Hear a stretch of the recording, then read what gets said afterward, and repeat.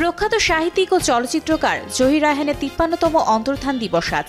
১৯৭২ সালে ৩০ জানুয়ারি মিরপুর বধ্যভূমিতে বড় ভাই সাহিত্যিক ও সাংবাদিক শহীদুল্লাহ কায়সারকে খুঁজতে গিয়ে মাত্র ৩৭ বছর বয়সে নিখোঁজ হন তিনি।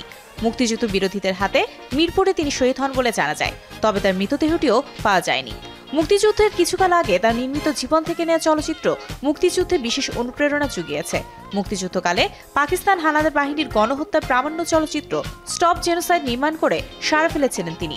নিগার চলচ্চিত্র পুরস্কার, আদমজী সাহিত্য পুরস্কার ও বাংলা একাডেমির মরণোত্তর সাহিত্য পুরস্কার সহ অসংখ্য পুরস্কার ও সম্মাননায় ভূষিত হয়েছেন।